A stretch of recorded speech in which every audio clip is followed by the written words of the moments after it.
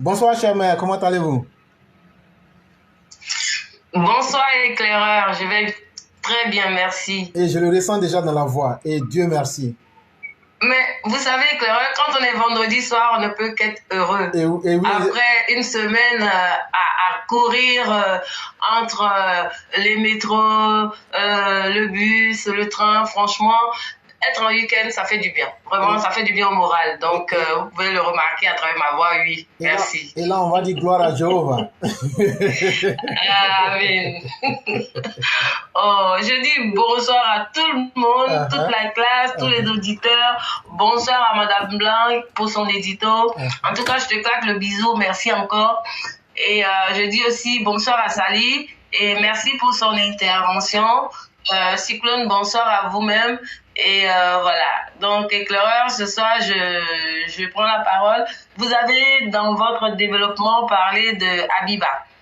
Habiba qui apparemment commence à être désavouée au sein du VPACI. Je me réjouis parce que Habiba qui a déversé sa bile sur la CEI en multipliant les conférences, en faisant son monologue, aujourd'hui on ne sait même pas où elle est passée.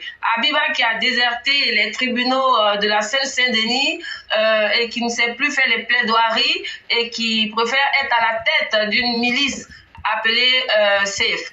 Donc, Habiba, vous connaissez pas votre place en fait. Habiba Touré, vous savez pas où vous situez. Aujourd'hui, voilà que, là, vous avez parlé de Hubert Oulaï, voilà, et je pense que c'est très bien comme ça, parce que cette dame-là, elle pensait que quoi? Ils vont se servir d'elle en fait, et après ils vont la jeter comme une serpillière. Donc, Habiba, je pense qu'elle gagnerait à revenir en France où elle n'a jamais vraiment gagné de procès pour se remettre vraiment au droit parce que c'était ce qu'elle sait faire le mieux. Donc, je pense que c'est pas sa place, quoi. En tout cas, sa posture, je ne la comprends pas. Parce que si ça pète, je pense qu'elle sera tenue responsable pour avoir accepté d'être à la tête de cette milice. Donc, Habiba, je pense que ta place n'est pas en politique. Tu ne maîtrises pas les rouages de la politique. Tu ne maîtrises pas les contours de la politique. La scène politique ne te correspond pas. Je pense que tu devrais plutôt t'intéresser au droit. Ce pourquoi tu as été formé et continuer de venir plutôt servir en France où tu es née, puisque tu es aussi française. Donc, laisse la politique ivoirienne aux Ivoiriens. Voilà ce que je voulais dire par rapport à Habiba. Maintenant, vous avez parlé de... Vous voulez ajouter quelque chose d'éclaireur? Non, il y a Yann qui insiste qu'il faut l'appeler Bibata. Là, comme ça, peut-être qu'elle va comprendre. Si vous l'appelez selon le ton local, peut-être qu'elle va bien comprendre. Bibata. Bibata. Alors. Ok, donc Bibata, voilà, tu devrais plutôt arrêter tes conférences et arrêter de t'exciter devant ton micro parce que c'est tout ce que tu sais faire. C'est vrai, quand il y a quelqu'un qui a parlé d'émotion, n'est-ce pas, que elle, quand elle prend la parole, quand elle fait son développement, elle est toute excitée, elle s'agite, effectivement, elle est remplie d'émotions. Voilà, ce n'est pas du tout de la politique qu'elle fait. C'est juste qu'elle essaie de montrer qu'elle est, comment dire, qu'elle maîtrise en fait la langue de Molière. Donc voilà, c'est ce pourquoi le PPACI se sert d'elle. Mais je pense qu'à un moment donné, ils vont lui indiquer réellement sa place. Biba, ta place est ailleurs que à la tête de SAFE. Voilà ce que je voulais dire. Mais pour fermer la page à Biba. Maintenant, je voulais parler de l'affaire Café Cacao et Éclaireur dont vous avez parlé. Je ne sais pas si vous avez vu en 2000, je ne sais pas si c'est vers 2014, concernant cette affaire de la filière Café Cacao, des détournements, il y avait une vidéo qui circulait et où Gbagbo parlait à ses collaborateurs et Gbagbo disait que en fait il avait eu écho de ce que il y avait des détournements dans la filière café cacao. Jamais. Et il disait comme ça que je peux même paraphraser ce qu'il disait. Il dit oui. J'entends comme ça, voilà. On me dit que vous volez. Cessez de voler. Parce qu'un jour, ils vont vous attraper.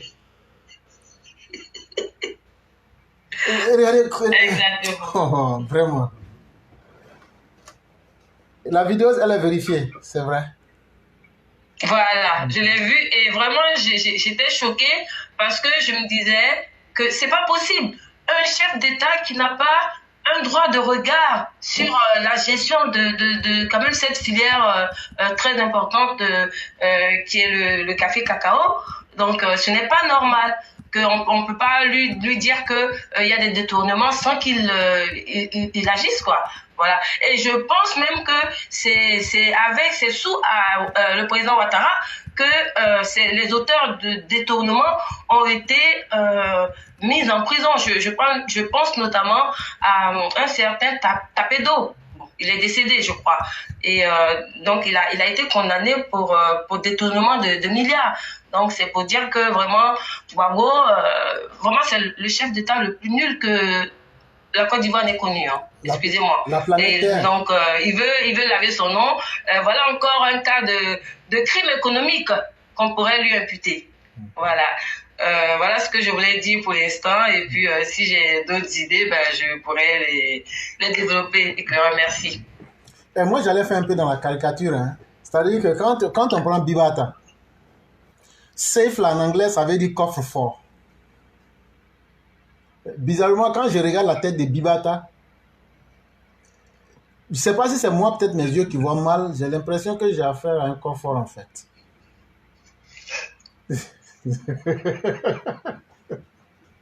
Je ne sais pas. Non, mais bon, en fait, bon, je ne vais pas être méchante, mais c'est vrai que elle devrait faire un effort sur son look, hein, parce que... C'est pour dire que le look n'est vraiment pas au grand rendez-vous aussi. C'est une manière de dire aussi que le look n'est pas vraiment au grand rendez-vous et que vraiment, elle pourrait quand même soigner cela. Ça pourrait être déjà mieux que de se laisser être utilisé comme un coffre-fort. Actuellement, les gens l'utilisent pour mettre leurs vilaines choses, leurs mauvaises idées dans sa tête. Et ça peut faire grossir la tête. Et il y a même qui dit que sa tête ressemble à un petit bateau. Là, non, mais c'est vrai. Hein. Non, mais là, vous voyez que moi, j'ai été même généreux parce que vous voyez les coffres forts qui sont dans les coins lourds, là, bien là. Oui. Voilà, imagine.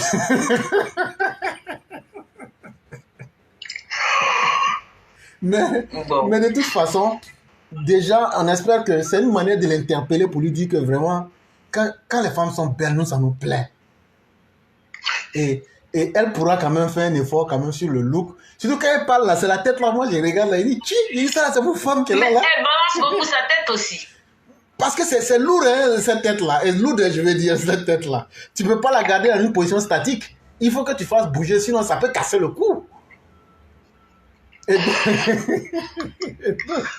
Non, mais c'est vrai, on rigole de son physique, mais en même temps, elle est trop méchante. Elle est venue avec... voilà, elle voulait discréditer la CEI, pensant que c'est elle qui maîtrise non, mais en fait, elle a voulu... le droit. Et donc, voilà. Mais malheureusement, le président de la CEI lui a fait comprendre que voilà, elle n'est pas bien placée pour dire qu'il y a des erreurs. Il a bien fait sa démonstration pour dire pour justifier vraiment tout ce qu'elle pointait du doigt, en fait. Que voilà, ça s'expliquait aisément. Et donc, je pense qu'il va faire encore une sortie. Et je pense qu'on aura davantage d'éléments sur les cas supposés de fraude que Biba. Vous dites quoi? Bibata. Bibata. Et il y a une manière de prononcer, il y a une manière de... Bibata. Bibata. Bibata.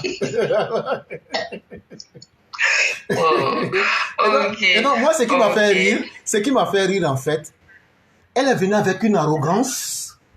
Je viens de Paris, et là, je suis le meilleur juriste du monde, et quand je parle, ça s'applique. Et elle tourne français là. Il dit, hein? Il dit, mais ça, la même Molière, même peut rougir, hein? Mais il dit, ma soeur, Bibata, quand tu vas finir tout ça là, nous, on va te dire la vérité. Nous, on a notre cousin, là, il s'appelle Koubé. Au village, on l'appelle Koubé, il boit Chapalo. Mais de toute façon, lui aussi, il est là à l'école, là. On attend, il faut finir pour toi, là. Donc, elle est venue avec un complexe de supériorité. Elle voulait, si elle a pu s'imposer au PPACI, elle avait voulu se la jouer pour se rendre intéressante. Mais Koubé n'a pas loupé. Parce que une ou deux sorties, Koubé a été clair. Il dit, le cas de Laurent Gbagbo, là, c'est un cas qui est clos. Il dit ça, mais les gens ne préparent. Ça veut dire même, on ne peut plus faire des recours. Le temps de recours est passé. Puisqu'ils ont déjà essayé et le temps est passé. On ne peut même plus aller encore pour dire on va faire en justice. Donc la seule personne qui peut sauver Laurent Gbagbo, il s'appelle Alassane Ouattara. Oh, moi je ne vois pas Alassane Ouattara en train de faire ça aussi. Donc elle a fait ça, mais quand le monsieur est sorti, elle n'a rien voulu comprendre. Mais quand il est sorti, il s'est assis. Et puis il a détaillé là. Bibata a pris billet d'avion Air France. Elle s'est retrouvée à Paris. Jusqu'à aujourd'hui, on ne l'a pas entendu parler. Comme diraient les gens au village, déjà, il y a un fou qui peut soigner un autre fou. Donc, comme c'est qu'on fait au Saint-Camille, déjà, il y a un fou qui peut raser un autre fou. Non, je suis quitté à Paris, je suis juriste, j'ai fait ça là. C'est comme ça votre chef là aussi va disparaître. Elle a voulu impressionner les PPACistes, là, c'est tout. Non, elle a réussi à les impressionner, mais elle ne pouvait pas avec nous. Parce que ce que les gens ne comprennent pas, c'est qu'au sein même de la Côte d'Ivoire aujourd'hui, il y a des intellectuels de tout acabit, mais qui sont très modestes. Mais il aurait fallu que cette situation arrivasse pour que nous puissions voir que M. Koubé est de la trempe de ces hommes-là qui savent et qui en ont appris suffisamment. Et ça, il faut dire Dieu merci à la Côte d'Ivoire. Il faut dire Dieu merci à Félix Houphouët-Boigny qui n'a pas investi l'argent des Ivoiriens dans le vent comme Laurent Gbagbo. Parce que, je peux vous... Ça c'est un risque que je prends. Hein, mais je peux dire que Koubé a commencé l'école en Côte d'Ivoire. Et peut-être même à l'école publique. Mais nous tous là, c'est comme ça on a commencé l'école. Mais ça, c'était l'argent de l'État. Et donc, vraiment, Oufoué n'a pas jeté notre argent à la mer, quoi. Ça, au moins, moi, je souhaiterais faire quand même cette reconnaissance-là au vieux Félix Houphouët-Boigny. Et donc, ça seulement, là, pour la qualité des intellectuels qu'il a formés, on peut déjà lui dire merci. Il n'a pas détruit notre argent comme Laurent Gbagbo l'a fait. Ça, c'est vraiment important. Oui, et là, je confirme. Parce que nous autres qui avons connu Oufoué, qui avons fait l'école primaire sous Oufoué, alors ne devinez pas mon âge, je vous en prie.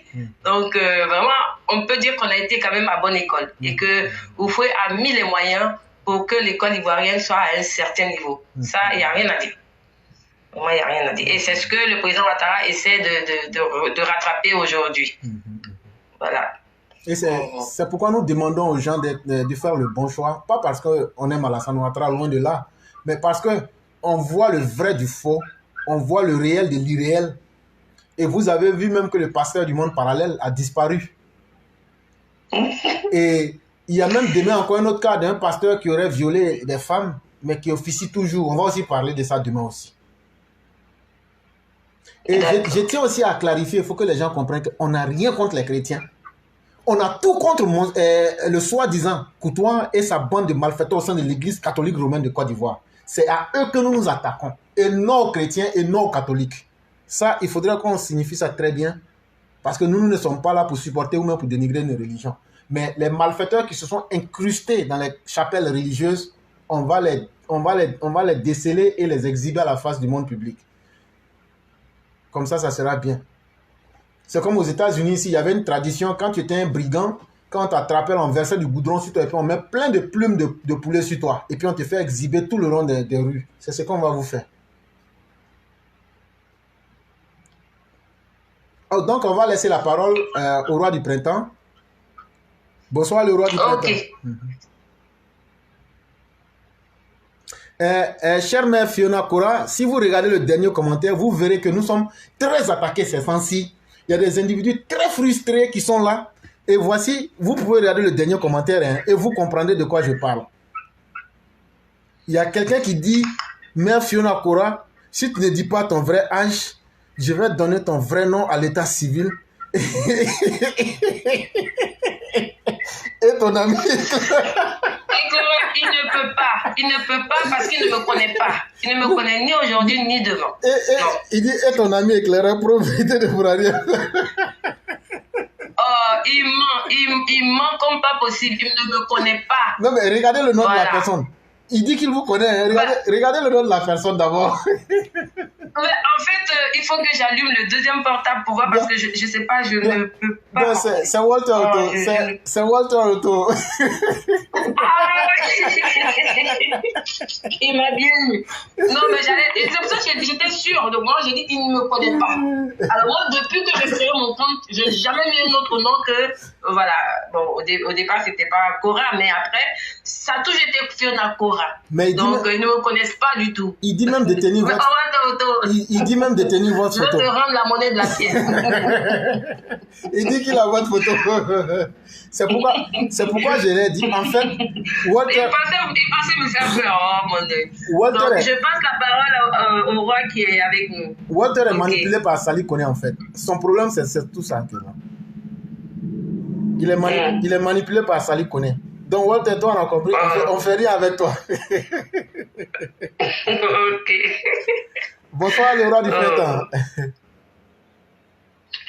Allô? Oui, bonsoir, le roi du printemps. Bonsoir. Vous allez beaucoup m'excuser pour la qualité de ma voix. Voilà. Bonsoir à tout le monde. On sent que tu es fatigué. Non, ça, je peux même pas... Franchement, je suis fatigué. Je salue d'abord tous les élèves de la classe. Et je dis un grand bonsoir à notre professeur qui a fait un exercice de haute qualité. Et seules les personnes qui sont dotées d'une intelligence peuvent comprendre l'exercice qu'il a eu à faire. Mais connaissant bien les élèves de la classe, je crois que ils ont tiré beaucoup d'enseignements dans l'exercice qu'il a eu à faire. Et même celui qu'il a fait la fois passée, et je crois que quand éclairé, toi tu dis qu'il y a assez d'intellectuels sur notre plateforme, je crois que ce n'est pas du mensonge, c'est une réalité. Mais on ne peut pas les décrire tous, mais tout qu'on fait, nous sommes là et nous travaillons. Et je prends la parole ce soir pour intervenir sur les différents thèmes que Éclairé Pro Vérité a égrenés, et notamment ce qui concerne la filière café-cacao, que nous avons vu un peu la gestion du pays qui est aujourd'hui déguisé en PPACI. Et je crois que Éclairé a dit comme ça que les différents démembrements qu'il avait créés, les CCCCC, c'est comme ça que je les appelle. Et tu as dit que ces structures-là étaient véritablement la source de financement des miliciens. Mais j'aimerais aussi te dire que tu as oublié de mentionner les EPN. Quand je dis les EPN, ce sont les établissements publics nationaux. Je vais parler bien entendu de la CIR, la SOTRA, le SMB et Petrosi et SOGEF, tout ce que vous connaissez comme les entreprises d'État étaient aussi ajoutées à ces structures de CCC. Et ce sont ces structures-là qui entretenaient les miliciens. Mais qui dit miliciens, ce n'est pas seulement ce que nous avons vu avec, comment il s'appelle là même, ce que nous avons vu dans la crise. Mais on les appelait tous miliciens, y compris ceux qui étaient dans les Agora. Parce que leur rôle était de défendre le pouvoir de Laurent Gbagbo par tous les moyens et avec tous les moyens.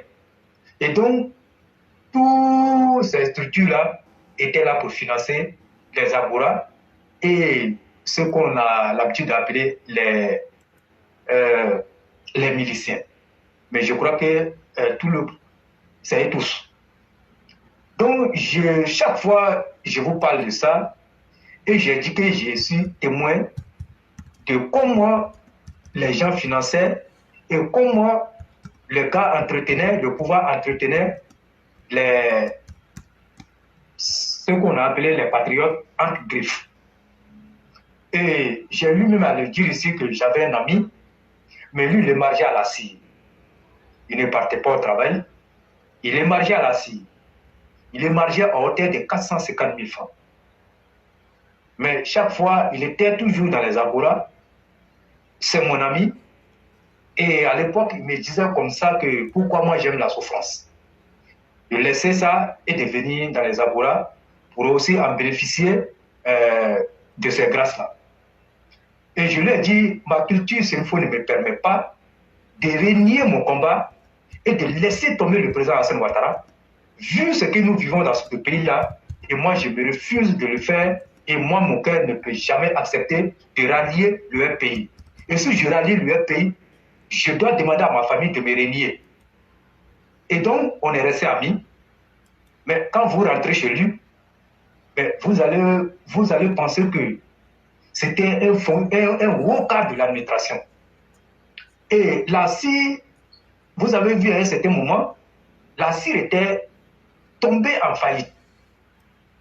Mais quand on prend, non seulement les gens émargeaient là-bas, on finançait et on leur donnait assez d'argent, mais ajouté à ça, j'avais le carburant que les gens utilisaient pour des futilités. À tel enseigne qu'à un moment donné, la CIR ne pouvait plus répondre. La Sotra, c'était pareil.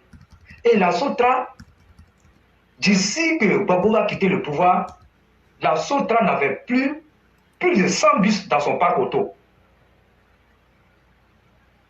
Nous avons tous vu ici.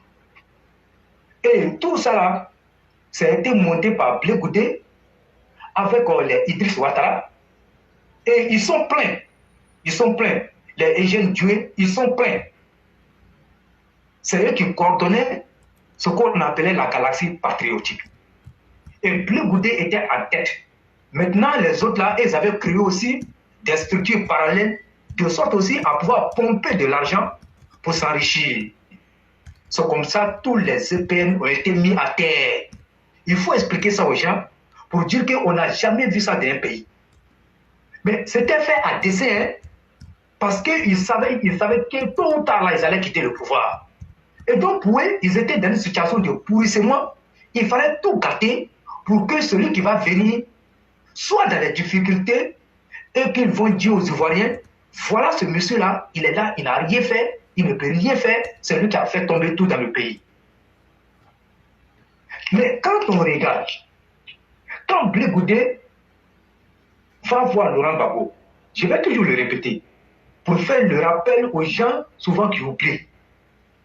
Quand ils prennent le pouvoir dans les conditions que nous savons, que lui-même il a qualifié de calamiteuses, sachant peut-être qu'il n'a pas élu sur la base d'un programme réel, et il sait que son pouvoir n'est pas solide, mais qu'est-ce qu'il va faire? Puisque le pouvoir a été pris dans la rue, et ceux qui l'ont aidé à prendre le pouvoir, il a vu en ces personnes-là comme une force.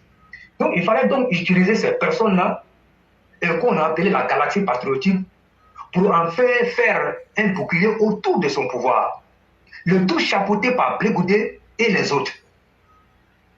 Et Blé Goudé, qui va voir Laurent Gbagbo, pour lui dire, président, il faut trouver du travail à tous ces jeunes-là qui ont porté ton combat. Ces jeunes qui ont porté ton combat, ils ont besoin de travailler. On a vu le discours de Laurent Gbagbo qui avait dit comme ça qu'il n'allait plus recruter des fonctionnaires parce qu'il y avait déjà trop de fonctionnaires et que lui, il allait essayer de licencier certaines personnes. Et Laurent Gbagbo a dit que lui, il fait comment pour leur trouver du travail. Étant donné qu'ils sont beaucoup. Et les sociétés d'État sont saturées. Blé Goudé lui a dit que c'est facile, ils ne sont pas obligés d'aller travailler. Mais ils sont là, ils sont acquis à ta cause. Mais il faut les contenter pour qu'ils soient à l'aise pour mieux défendre ton pouvoir qui n'est pas solide. C'est comme ça, vous allez trouver les agoras de Yopougon, de Koumassi, de Port-Boué, d'Atekoubé, tous les 10 communes d'Abidjan. C'est comme ça, ils vont demander à chacun des coordonnateurs de chaque agora de dresser une liste et de la faire parvenir à Blé Goudé afin qu'il l'achemine à Laurent Gbagbo. Et c'est comme ça qu'ils ont fait. Et Blé Goudé a pu convaincre Laurent Gbagbo pour lui dire ils ne vont pas aller au travail, ils seront là, ils vont aller marger chaque fin de mois pour avoir 100 000 francs, 200 000 francs. Ça va leur permettre de rester dans les agoras et on va durer au pouvoir. C'est ce qui a été fait. Et tous se sont retrouvés à la SOTA, à la SMB, à Petrosi Holding, à la CI, comme on l'appelle, un peu partout. Je ne peux pas tous les citer, à la Gestosi, un peu partout dans les EPL. Mais imaginez-vous, ceux-mêmes qui ont été recrutés sur la base de leurs compétences, qui travaillaient, et qu'on recrute des gens uniquement que pour défendre un pouvoir, mais ils prennent l'argent et ils ne travaillent pas. Ça veut dire quoi? À un moment donné, l'entreprise sera asfixiée parce que les dépenses sont plus que, comment on appelle, le rendement de l'entreprise. Ce que l'entreprise doit quand même produire, ou encore, donc ça devient compliqué. C'est comme ça que toutes les entreprises ont été mises à terre. Mais quand les entreprises ont été mises à terre, je vous ai déjà dit que c'était fait à dessein. On finit ça, au même moment, la caisse stable qui était là, qui était la seule caisse de stabilisation du café cacao, a été mise à terre et ils ont créé des structures parallèles pour pouvoir pomper l'argent. Parce qu'il fallait contenter certaines personnes. Mais quand on finit de créer la PCC, on finit le CCC, on finit tout ce que tu as cité éclairé, je crois qu'on avait plus de 5. Mais quand on finit ça, ben, vous allez comprendre que il était évident que ces entreprises-là tombent en faillite. Et c'est l'argent-là qu'ils ont pris pour s'enrichir.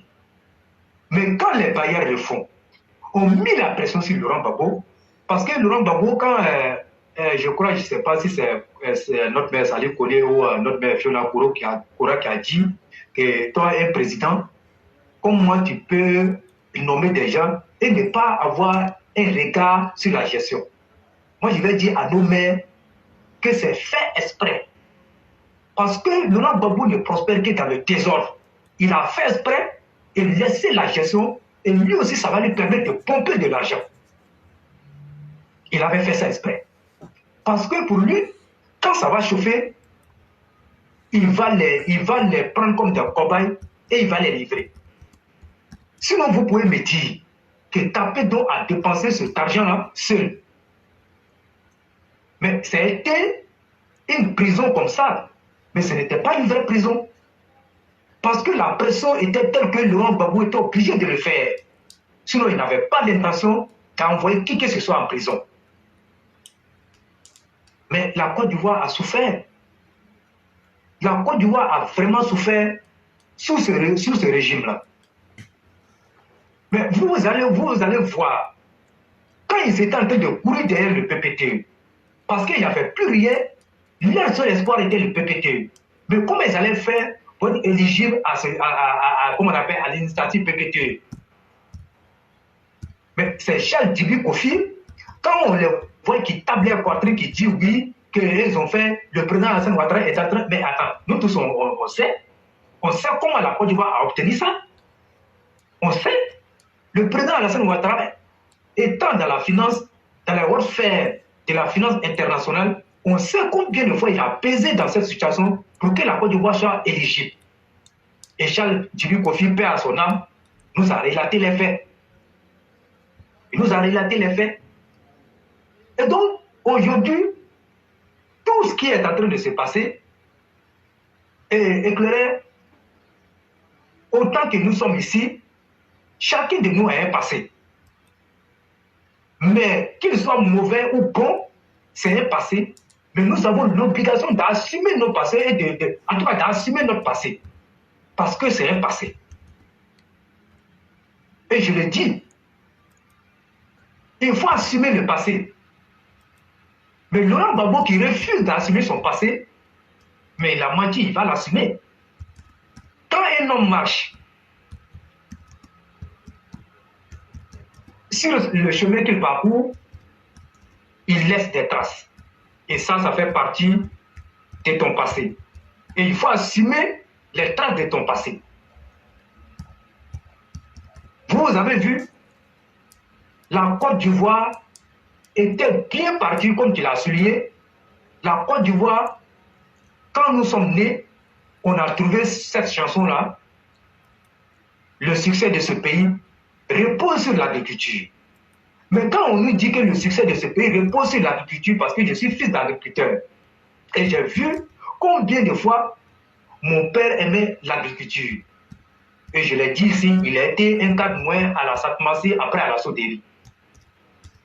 Et donc, quand vous voyez ça, mais des gens qui ne connaissent rien, comme on appelle, à l'agriculture, et qui n'ont aucun respect pour les paysans, vont mettre à terre la filière café-cacao, à telle enseigne que le cacao a été payé à 400 francs, ce qui a valu aux paysans de crier les ras-le-bol et d'incendier des tonnes de café-cacao, de faire d'ériger des barrages un peu partout à l'intérieur du pays pour se faire entendre.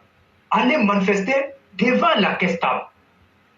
Mais sinon, quand on connaît les efforts des paysans, on ne se met pas dans cette posture-là et de narguer les paysans. Les planteurs, les agriculteurs, c'est ce qui a été fait. Jamais en Côte d'Ivoire, le prix du kilogramme du cacao et du café n'a été acheté et fixé à 400 francs. Vous avez vu? Aujourd'hui, ils disent que le café est mal payé. Mais est-ce que vous savez que le paysan dit mieux aujourd'hui, je vais dire les producteurs de café cacao? Parce qu'au-delà du prix qui est fixé, il y a un prix minimum garanti que l'État met à part.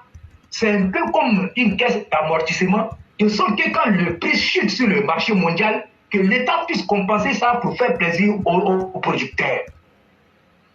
Mais ça n'a jamais été le cas. Ça n'a jamais été le cas. Mais vous avez vu, quand le kilo a été fixé à 1000 francs, regardez la joie qu'on disait sur le visage de nos producteurs. Ça veut dire qu'en ce moment, ils ont vu leur dignité restaurée et ils ont vu les efforts récompensés par le président Assane Ouattara qu'on a tant décrié. Et les témoignages ont fusé de partout. Et ça a permis aux agriculteurs, aux producteurs de financer les études de leurs enfants et de faire tout pour leur famille. Mais, vous voyez un peu ce que le président Assane Ouattara a fait pour les paysans. Mais malgré dans leur époque, mais les camions qui tombaient, comme on appelle, sur la route, qui se renversaient avec le café cacao dans les pistes villageoises, on ne pouvait pas les compter. Il n'y a jamais eu de reprofilage des voies. Mais regardez aujourd'hui les paysans. Regardez comment ils sont à l'aise.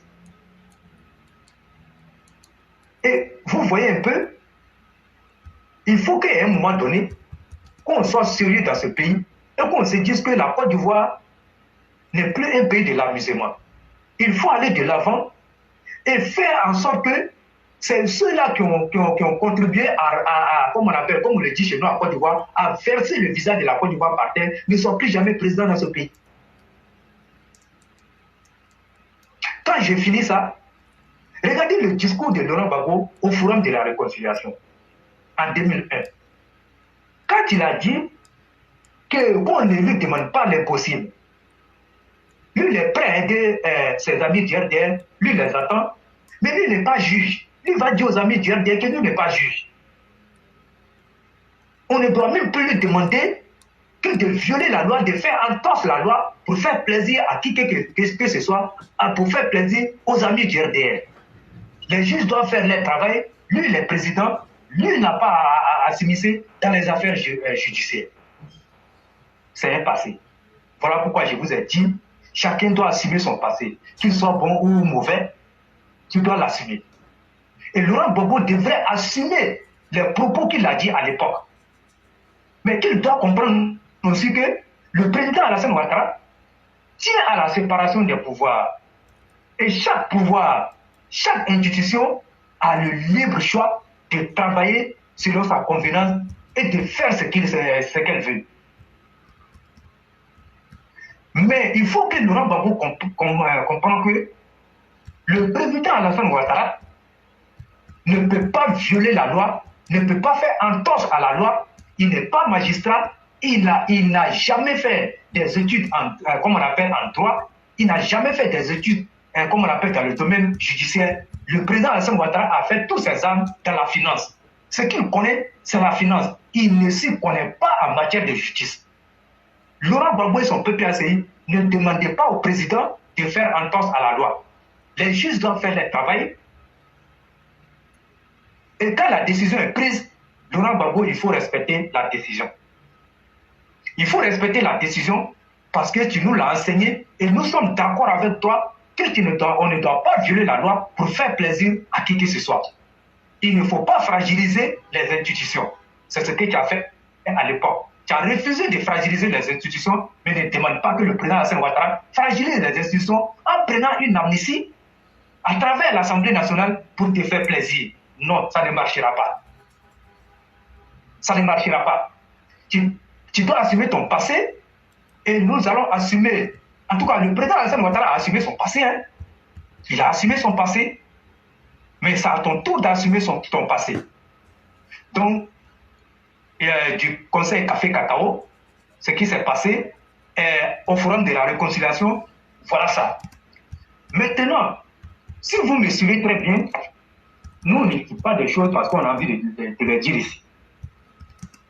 Moi, j'ai été le premier ici à être, comme on appelle, collé sur cette affaire d'Abiba Touré, quand je disais dans mes postes que comme on appelle, la cellule dite anti-fraude créée par le FPI, par le PPACI, n'était pas une cellule anti-fraude, mais plutôt une milice électorale. Mais les gens ne comprenaient pas. Les gens ne comprenaient pas. Et comme tu es rentré dans cet aspect-là éclairé, ça va permettre aux gens de comprendre que ceux-là, ce qu'ils sont en train de fabriquer, il faut les stopper net. Mais ils seront stoppés net. Mais vous voyez, on interpelle nos dirigeants, mais quand ils sont à un niveau de la politique, et que toi tu es en bas de l'échelle, par moment ils pensent que toi tu es en bas de l'échelle là. Ils ne sont pas, tu n'es pas fort.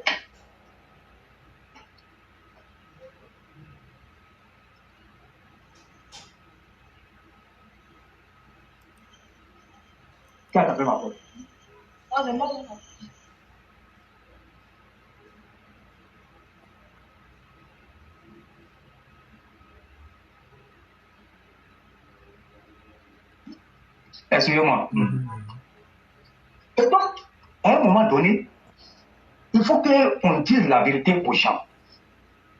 Je suis aujourd'hui arrivé à un niveau, je ne dis pas que je connais tout en politique. La politique même, c'est une école. Si tu es bête, tu ne peux pas faire la politique. Vous avez vu, ils sont en train de passer par tous les moyens de faire comprendre à l'opinion nationale et internationale que le pouvoir qui est en place là n'est pas un pouvoir qui veut la paix. Mais regardez un peu. Pourquoi c'est le PPACI qui se plaint? Le PPACI se plaint à cause de quoi? C'est parce que le PPACI n'a rien à proposer aux Ivoiriens. Mais quand on n'a rien à proposer aux Ivoiriens, mais il faut laisser ceux qui ont quelque chose à proposer aux Ivoiriens de travailler pour les Ivoiriens. Hein? Mais ça veut dire quoi? Abiba Touré, avec sa ministre électorale, sont chargés de créer des troubles lors de ces élections. Mais ça ne peut pas passer. Et moi, je l'ai toujours dit, que les gens qui ne voient pas ce qui se passe, à un moment donné, il faut que chacun joue son rôle. Et moi, je l'ai dit, je ne suis pas de ceux qui vont encore accepter que ceux qui n'ont rien fait puissent venir encore nous emmerder. Et ça ne peut pas passer, et moi, je refuse ça.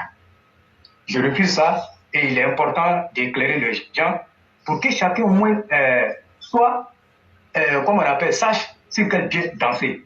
Mais nous, au RADP, on est prêt à les attendre, et je l'ai toujours dit, aucun militant du RADP ne doit mourir parce que, pour quelque raison que ce soit, et ça ne sera passé. Et il faut que quand même, quand on va parler de mort, que ce soit du côté du PPACI, et je crois que les militants sont prêts. Et moi, j'aimerais dire ceci, il faut continuer de faire confiance à notre guide bâtisseur, et c'est lui qui est là. Et quand on regarde un peu ce qui a été fait, moi, je crois qu'il n'y a rien à lui dire que de lui tirer le chapeau. Mais en même temps, nous, on est resté sur notre position parce qu'il n'y a jamais eu de justice. Il faut qu'on soit clair. Donc, mais partant de ce fait-là, nous sommes en droit de dire que il faut que la justice se fasse et que chacun assume, comme on appelle, son passé et vraiment éclairé. Comme je suis un peu, tout cas, je vais m'arrêter là et vraiment, je salue tout le monde.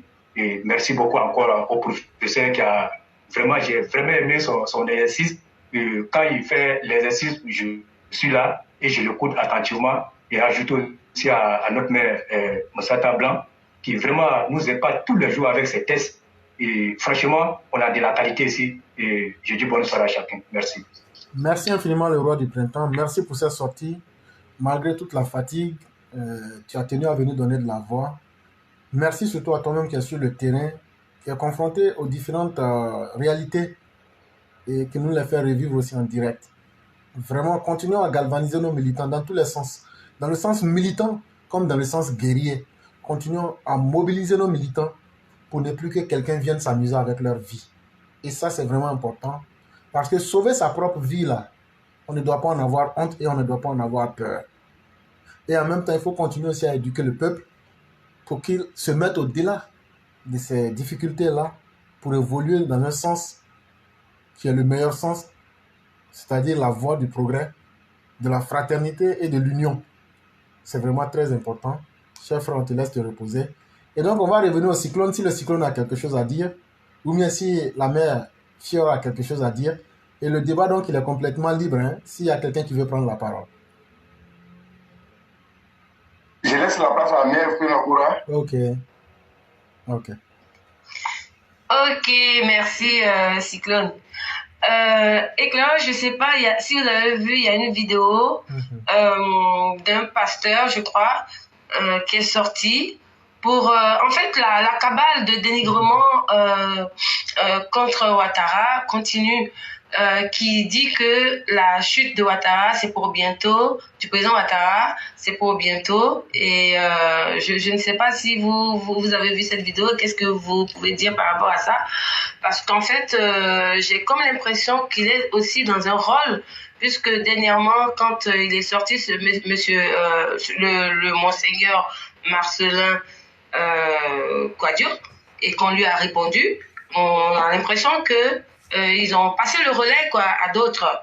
Et donc, je ne sais pas si vous avez vu la vidéo et si vous avez un commentaire à faire, puisque c'est le Soulard de Paris qui a fait le relais et qui a fait un commentaire derrière.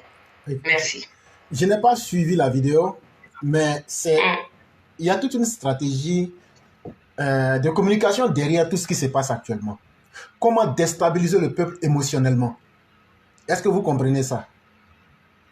Parce que ceux qui sont derrière toute cette cabale-là, c'est-à-dire le PPACI, aujourd'hui, eux vivent dans un désespoir qui est que ils avaient placé toutes leurs économies en Laurent Gbagbo pour exister. En réalité, c'est quoi la réalité? Au PPACI, là, c'est parce que AFI même a été rejeté par Laurent Gbagbo. Sinon, là, à part Laurent Gbagbo, là, eux, ils n'existent pas, donc le parti n'existe pas. Donc, qu'est-ce qu'il faut faire? Il faut toujours maintenir Laurent Gbagbo pour qu'eux puissent exister. Si vous avez remarqué, la dernière fois quand Simone a fini de parler, elle dit pour être autour de la table. Ça veut dire quoi? Soit quand on est autour d'une table, c'est pour discuter, ou bien c'est pour manger. Et c'est ça qui les intéresse. Et donc, il faut toujours utiliser le leurre. Ça fait partie aussi des stratégies de combat, le leurre. Et si vous lisez Sun Tzu. Et donc, le leurre qu'ils utilisent, c'est de nous dire, Laurent Gbagbo, en fait, c'est un tigre qui est prêt à bondir sur sa proie et à la déchiqueter. Mais, sauf qu'ils ont oublié que la réalité, c'est cette constante-là que nul ne peut influencer. C'est-à-dire, ni eux, ni nous ne pouvons changer la réalité. Mais lorsque on met maintenant chacun en face de la réalité, on découvre que le tigre n'était qu'un braqueur qui a une lourde condamnation de justice sur son dos.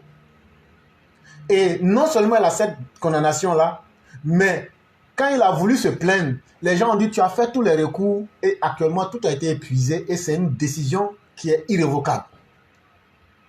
Qu'est-ce qu'il faut faire? Il faut utiliser la source de la violence. Nous, en tant que les étudiants gbagboïstes, nous donnons tel temps de temps au gouvernement. Si le nom de Laurent Gbagbo n'est pas rentré dans la liste électorale, la Côte d'Ivoire, ça sera fini. On leur a dit tranquillement, si vous êtes garçon là, après cette déclaration là, même si vous partez payer les camps au marché là, nous on va tailler la mesure pour mettre dans vos pieds. Ah, ils ont vu, ils disent on dirait que les gars là cette fois-ci sont sérieux. Hein. Les miliciens là disent, ça là, nous on va pas faire peur, on va devenir comme m'a dit le tocade. Donc, ils ont laissé ça. Qu'est-ce qu'il faut faire maintenant? Il faut utiliser maintenant la manipulation à travers l'information. C'est-à-dire donc l'intoxication, la désinformation. Abiba Touré vient en renfort. Vu que le terrain de la violence ne leur sera pas favorable. Parce qu'ils ont trouvé des gens qui leur parlent sur les mêmes médias pour leur dire, si vous sortez, on vous mate et on vous neutralise à votre plus simple expression. Et ça se fera sans ménagement. Abiba sort. Non, tu sais, elle vient de Paris. Oh. Et comme nous, on est villageois, là, nous, on n'est jamais sortis du pays. Oh. Quand elle va parler, là, nous, ça va nous prendre. On va la suivre. Mais Abiba, toi, tu es de Paris. Moi, je suis rien, hein, mais je suis à New York. Donc là, tu ne peux pas m'impressionner. Tu ne peux pas impressionner Mère Blanc qui est à Paris là-bas. Tellement elle-même, elle est à Paris là, jusqu'à elle-même, là, son mari même s'appelle Blanc. Même les Blancs même de Paris là, appellent Monsieur Blanc, Monsieur Blanc. Donc là, eux, ils ont fini avec Paris-France là. Ça aussi, ça ne nous impressionne pas. Donc, elle a voulu rouler le français, croyant qu'elle avait affaire à une corporation de zozos qui ont été choisis par copinage. Si vous savez comment Kubert a été choisi, la sélection qui a été faite derrière là, je n'ai pas envie de trop parler de ça parce que... Mais la sélection qui a mis M. Kubert là, si vous connaissez la rigueur qui a mis M. Kubert là, vous n'allez pas vous amuser. Ce monsieur n'est pas là dans un rôle d'amusement. Ce monsieur n'est pas là pour le RHDP, il n'est pas là pour le FPI, il n'est pas là pour quelqu'un. Il est là pour sa réputation. Parce que ce monsieur que vous voyez là, c'est un magistrat hors pair, hors classe. Est-ce que c'est Alassane Ouattara qui lui a fait faire avoir cette distinction-là? Et vous pensez que lui va venir mettre sa carrière à l'eau, sachant bien que c'est un défi qui lui est lancé à travers ces CEI-là. S'il fait mal là, il tue sa carrière. Il sera habité par le diable, personne ne lui fera confiance. Demandez-vous, vous pensez que les gens intelligents ne réfléchissent pas? Pourquoi Yao Paul Ondré, il n'y a aucune institution qui a eu à le prendre pour aller servir après Bédier et après Babo? C'est parce que au niveau national, quand tu t'es compromis là, on ne fait rien avec toi au niveau international. Là où M. Kubert est arrivé là, lui-même le titre qu'il a déjà là, magistrat hors classe là, c'est pas Alassane Ouattara qui lui a donné. Donc là, il n'a aucun intérêt à se compromettre, ça c'est un. Et de deux là, si c'est quelqu'un qui est ambitieux là, ça va lui servir comme un test pour évoluer. Ça va lui servir comme une une piste de lancement pour pouvoir bondir, pour qu'on se dise, ah, il y a vraiment des magistrats de carrure en Côte d'Ivoire. Et donc vous croyez qu'à cause d'une élection en Côte d'Ivoire, lui va venir se salir. Il ne sera pas maire, il ne sera pas député, il ne sera pas conseil régional. Et puis il va venir salir son nom. Donc Kubert est sorti pour lui dire, les mêmes livres de droit que tu as lus là, tu les lis à l'envers. Mais moi, Kubert, je viens les remettre en place. Ah, Abiba même a vu ça, elle a fui. Lampe de renseignement, c'est ça. Abiba a fui. Qu'est-ce qu'il faut faire maintenant? Il faut rentrer sur les villageois pour leur dire, ah, l'affaire là est gâtée. Tout ce qu'on avait prévu là, Ah, le gouvernement, là, il n'y a pas l'eau qui est rentrée dans leur cœur. Ah, on dirait qu'eux aussi sont prêts. Ça n'a pas pris. Il faut donc encourager les villageois. Ah non, il y a 58 villageois qui se sont réunis. Ce sont les chefs des tribus. Quand eux parlent là, même Dieu lui-même là, il s'exécute. Mais quand on a demandé là, vous tous, vous êtes témoins ici. Qui ne connaît pas l'organigramme des chefs traditionnels de Côte d'Ivoire? Qui ne connaît pas le nom des chefs BT? Celui qui représente toute la communauté BT là. Lui, son nom là, on connaît. C'est avec lui que tout le monde discute. Et donc, quand on allait prendre un groupement de broussards, de villageois, de gueux. Mais après, là où c'est parti, là où ça a commencé, là, l'affaire là est morte là-bas aussi. Ils s'asseyent encore, ils disent encore, ça a échoué. Qu'est-ce qu'il faut faire? Qu'est-ce qu'il faut faire? Qu'est-ce qu'il faut faire? Bon, Katina, soit tu vas menacer, soit tu vas dire n'importe quoi. Parce que toi, ta bouche là, il n'y a pas slip dedans. Tu ne laves pas aussi matin. Donc là, il faut sortir et puis tu vas dire n'importe quoi. Ça va les énerver. Là, ils vont réagir. Ça va devenir du coq à l'âne. Katina a fini de crier, vociférer, sauter, tempêter, gloser. Quand il a fini là, Kubert dit, la décision, elle est irrévocable là. Si vous avez un problème, prenez attache avec la justice. Ah, ils disent vraiment ça encore, ça ne va pas marcher. Hein. Même si on était franc-maçon, réseau chrétien, là, André, nos gars ne veulent pas nous pardonner cette fois-ci. Hein. Katina, tu veux qu'on dise toute la vérité? On sait que c'est à cause de la fraternité qu'on t'a redonné ton boulot. Toi-même, tu connais. Tu sais que c'est à cause de la fraternité qu'on t'a redonné ton boulot. Donc, il faut faire attention. Mais il y a des limites. Il y a des limites. Mais on saute ça. Donc, il a vu, ça ne va pas marcher. Tu sais quoi? Il y a toujours une solution, puisqu'il n'y a plus d'espoir. Comme dans nos camarades catholiques, et surtout Coutouan, qui est notre chien de compagnie, pourquoi ne pas lui mettre un os en plastique dans la bouche? Mais comme lui ne peut pas sortir cette fois-ci parce que ça sera trop flagrant, puisque lui, il est là, il est en soutane, mais il est nu, comme un ver de terre, parce que tous ces défauts, on les voit. Mais il faut essayer de voir un petit dans l'écurie, qui est du côté de Daloa là-bas, et tout se passe Daloa. Il prend le soin de salir les bêtés de Daloa. Les chefs du village se sont réunis là. C'était vers Daloa là-bas. Mais c'est pas ces Gaïwa. Mais il prend le soin de les éloigner. C'est-à-dire qu'il est tellement mauvais, le Laurent Gbagbo là. Il salit les autres. Et puis lui-même, il laisse sa tribu. Donc, lui, on va lui dire de sortir. Comme lui, il aime les chèques. Et puis lui, on lui a dit, oh, tes petites copines là, on a déjà parlé avec certaines. Si tu es garçon là, Marcelin, il faut parler encore une fois de plus. On va les faire passer ici en direct. Celle à qui tu avais promis de payer la maison et puis tu n'as jamais payé là. On va la faire passer ici en direct. Elle va parler ben. Et puis on va lui poser des questions. Et ce jour-là, on va appeler les choses par leur nom. On va demander même là, cher mère, vous nous excusez, on va demander même là, tu fais combien de coups? On va demander si tu es puissant ou pas. Si tu prends cancan, ou même si ça tête tu bois, ou bien si c'est Kudan Gouro, elle va nous expliquer si toute ta spécialité, tes limites. Vous n'avez pas dit que vous êtes garçon. On va enlever ça dans vos corps, tranquille. Et donc ils essaient ce jeu-là, ça se passe, et là ça se passe plus que très mal. Ça se passe plus que très mal parce que il y a les enragés des réseaux sociaux comme Éclaireur Pro Vérité qui ne laissent jamais passer une occasion. Lui, il a trouvé une raison de vivre. Puisque le palabre avec les Maliens vont finir, lui, il a trouvé une raison maintenant de régler un nouveau front. Pour lui, on peut dire que lui, c'est un djihadiste des réseaux sociaux. Éclaireur Pro Vérité et les élèves, eux, ce sont des djihadistes et on les laisse, eux, partout on dit à front, ils sont là-bas. Pour eux, c'est un autre cas. Mais contre toute attente, ils n'ont pas été attaqués par les djihadistes extrémistes à la sanise de la toile. Ils n'ont pas été attaqués par quelqu'un d'autre.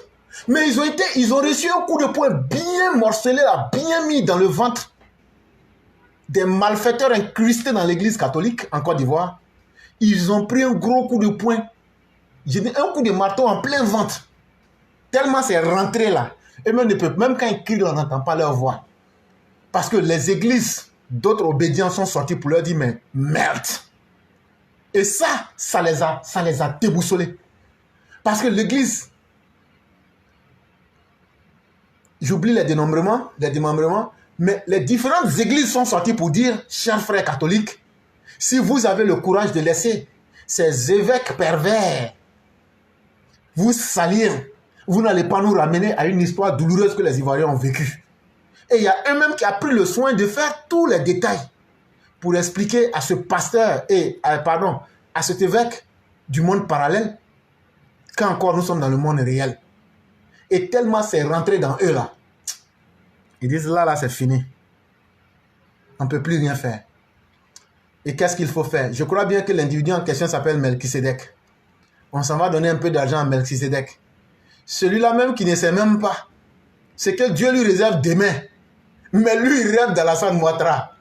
Mais bien avant lui, il y a un autre Malien qui avait rêvé d'Alassane Ouattara aussi. Mais Alassane Ouattara est toujours là. Après avoir fait ses rêves pour qu'Alassane Ouattara quitte là, Assimi Goïta est venu avant-hier demander de l'argent à Alassane Ouattara. Bon, si on tue Alassane Ouattara là, comment vous les Maliens, vous allez faire pour avoir l'argent là? Puisque Gbagbo n'a pas l'argent. Donc là, c'est là qu'on se rend compte que c'est du mensonge. C'est de la figuration. Vous savez, dans les films, il y a des gens qu'on appelle des figurants. Tu les vois comme ça, ils passent un coup. Lui, c'est tout film là, dans tout film là. C'était lui son rôle qui était là, passer comme ça, un coup comme ça. Ce sont des figurants. On ne les calcule même pas. Alassane Ouattara là, nous, on nous a dit ici qu'en une semaine, il va mourir. Alassane Ouattara là, à l'époque de Gbagbo là, on faisait des prières pour qu'Alassane Ouattara meure. Quand on a échoué à l'assassiner physiquement là, on a organisé, Simone Evé et autres ont organisé des séances de prière pour qu'Alassane Ouattara meure. On a vu ici. Mais son âme est dure, on dirait un rocher. Non, Thierry Naouman, je ne suis pas en début de folie. Je suis même en fin de vie. Mais quelqu'un qui a de la folie, mais qui arrive, toi, à te faire sortir de toi, ça veut dire que toi, tu es dans une phase de schizophrénie avancée et dans un délabrement mental qui est tel que il faudrait que tu sois un véritable fou enragé pour savoir que moi, je suis un fou. Et donc, je crois que toi et moi, nous sommes deux fous. Mais au moins, moi, je sais que je suis fou, mais toi, tu ignores que tu es fou. Et donc, je crois que ça va ainsi. Et si tu es suffisamment courageux, que tu es plus intelligent et que tu n'es pas fou, dis-moi simplement de te faire appel en direct et puis tu vas venir me désenvoûter. Parce que tu ne dis pas que ce que j'ai dit là, c'est faux. Parce que ça s'est passé devant tout le monde ici. Je ne fais que retracer le film des événements. Et donc, ceux qui me suivent actuellement, toi-même compris là, c'est des milliers de personnes qui nous suivent. La crédibilité d'un fou comme moi, quand cette crédibilité attire un malade mental, un ignorant en gros grain comme toi, je crois que tu dois regretter que tes parents aient dépensé tous les centimes qu'ils ont pris pour te mettre à l'école pour pouvoir écrire. Et donc j'ai pitié pour toi et j'ai pitié de ta misérable vie. Parce que si tu n'as pas une vie misérable là, écris simplement dans le direct. Je suis prêt à avoir un débat avec toi devant tout le monde maintenant. Sinon, le véritable fou furieux, tout le monde l'aura connu. Parce que quelqu'un qui vient écouter un fou, ce n'est pas le fou qui est le fou, mais c'est celui qui écoute le fou. Donc ça, c'est une vérité que je mets en face de toi. Et si ta constipation mentale a fait qu'à la place de ton cerveau, c'est du foutu couché, congelé qui est là, moi, je vais fondre ton cerveau pour que tu apprennes à réfléchir comme un homme normal et non comme un Cro-Magnon. Ok. Donc, vous allez attendre. Je vais ajouter ce monsieur dans le direct et comme ça, il va nous dire ce qu'il a dans le ventre.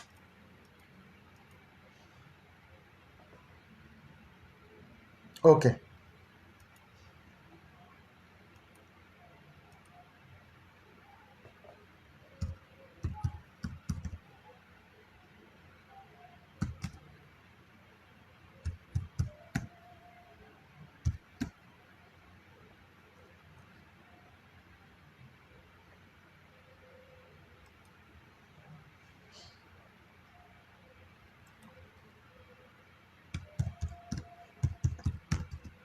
Ok, monsieur Thierry, répondez.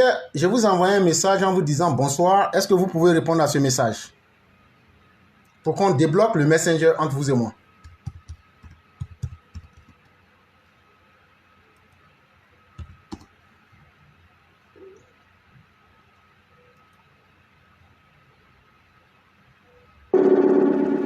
J'ai dit, c'est toi, j'appelle là, il faut répondre. Si je bavarde là, c'est toi, j'appelle. Pourquoi tu bloques? Il faut répondre. Si ta maman a mis enfant comme moi au monde là, il faut répondre. Tout le monde entend. Les milliers de personnes nous écoutent. Il faut répondre. Il faut répondre. Fils de chien. Et donc, mesdames et messieurs, on continue. Quand on a affaire à des imbéciles de la dernière espèce, qui n'ont rien à dire, quelqu'un qui n'a même pas le courage. Tu as écrit devant tout le monde. C'est ce que je t'ai dit. Je t'ai lancé le défi, mais je t'ai appelé devant tout le monde. Pourquoi tu n'as pas les couilles pour répondre? Donc, tout le monde voit la vérité. Et donc, mesdames et messieurs, on peut continuer ce qu'on est en train de faire. Et donc, je vais continuer avec les bonnes personnes qui étaient là. Et donc, chère mère,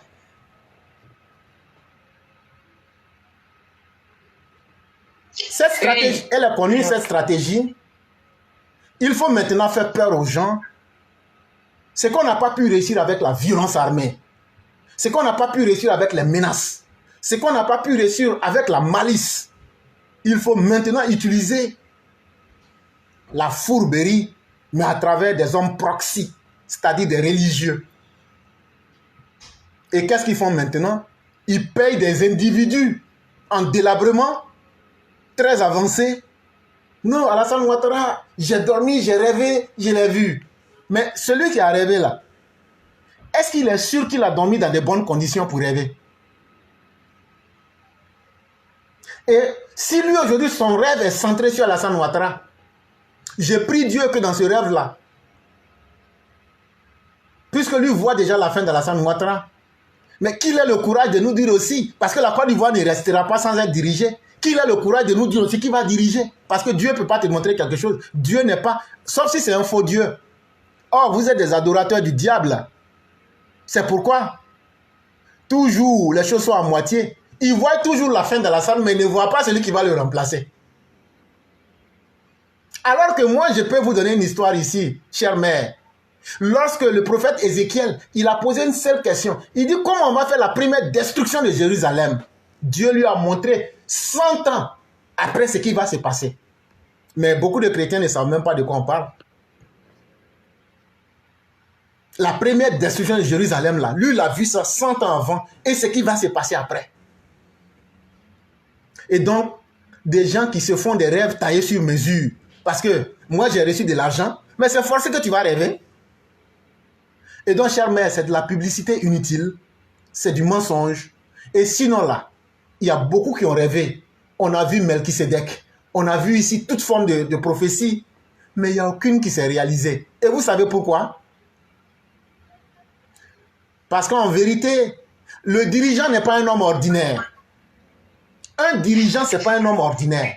À partir du moment où vous décidez,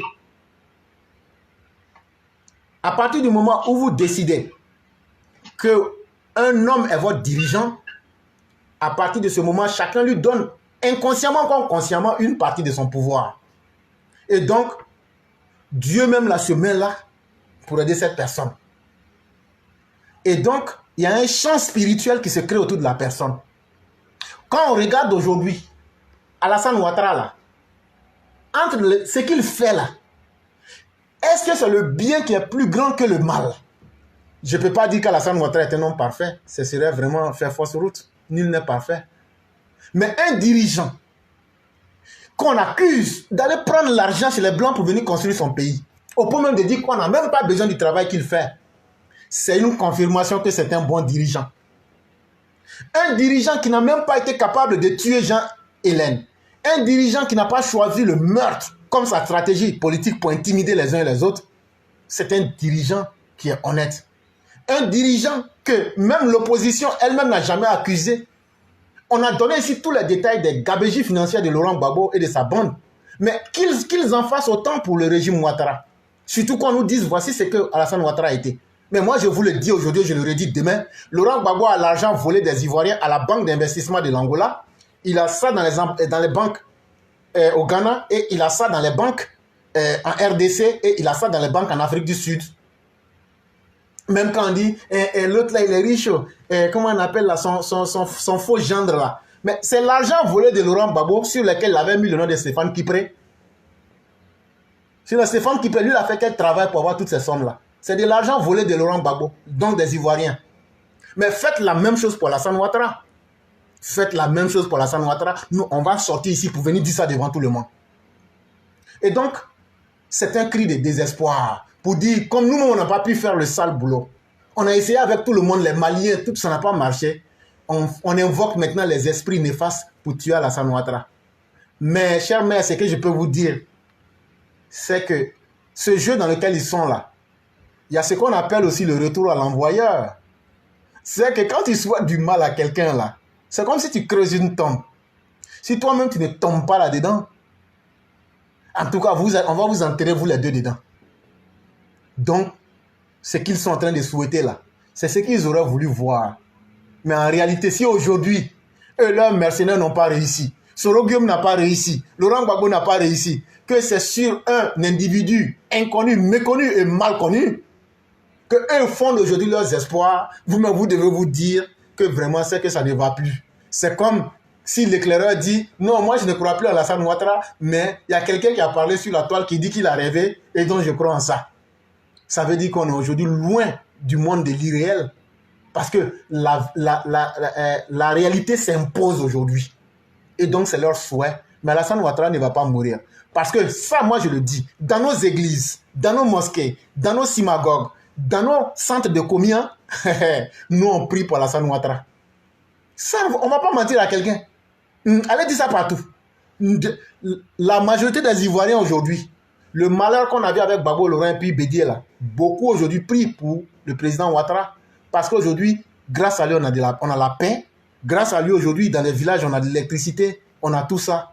On n'est pas prêt à tomber dans le monde de l'irréel, dans le monde des nénuphars, comme Thierry Nauman, un nénuphar en pointillé d'ailleurs, cher frère, je ne vais pas t'enlever. Thierry le nénuphar qui n'a même pas le courage de prendre un appel. Tu vas écrire 1000 fois là. Je t'ai déjà collé ta honte devant des milliers de personnes. Et puis il faut aller dire à tes frères là qu'il y a un RDR enragé, il s'appelle l'éclaireur pro-vérité. Je cherche débat avec vous tous, sans condition. Et puis d'ailleurs, j'irai seul. Je dis ça devant tout le monde ici. Le jour que je vais aller dans le débat là, j'irai seul. Je n'irai avec personne. Il faut aller dire ça à vos gores enragés là. Que moi je dis, que moi seul là, je vais avoir débat avec vous tous. Et puis je vais vous terrasser. Bande de menteurs. Regarde comment tu t'es montré indigne. Un vrai garçon là, quand il parle là, il fait. Je t'ai dit, dis d'écrire, tu as écrit. Je t'ai appelé. Débloque, on va parler. Tu ne peux pas, tu te mets à taper des textes. Et donc, chers mères, ne prenez même pas ça au sérieux. C'est pour perdre le temps aux gens. Et surtout, nos militants ne doivent même pas s'intéresser à ça. C'est parce qu'ils ont un choix à tous les niveaux. Ils n'ont plus d'arguments. En réalité, on souhaite qu'Alassane Ouattara meure. Mais Alassane Ouattara ne va pas mourir comme ça. C'est votre Laurent Gbagbo là qui va mourir. Et c'est moi, j'ai été le premier à dire ici qu'il allait en France le vendredi passé. Sachez aussi que il est plus mal en point. Il est aujourd'hui plus proche de la mort que de la vie. Si Laurent Gbagbo vit jusqu'en 2025 là, vraiment c'est que Dieu est glorieux. Mais regardez Alassane Ouattara, c'est le grand frère de votre Laurent Gbagbo là. Mais regarde, chaque jour là, Thierry, le visage d'Alassane brille comme ça. Son visage brille parce qu'il a une vie qui est saine. Ton Laurent Gbagbo là, il a une vie malsaine. Il a une vie de poubelle, une vie de caniveau. Et ça là, les conséquences là, ça reste sur son corps. Ça c'est ce qui est visible. Hein. C'est un homme en fin de vie. Donc, chère mère, voilà un peu comment j'aurais pu répondre à cette question. Ok, merci beaucoup, éclaireur. Avant de passer la parole à Berthé, je voulais dire que ce monsieur Thierry là qui est venu et qui n'a pas osé décrocher votre appel, tout ce qu'ils savent faire ces gars, c'est les injures, le dénigrement. Je pense que ce monsieur, il a un cerveau mal formaté et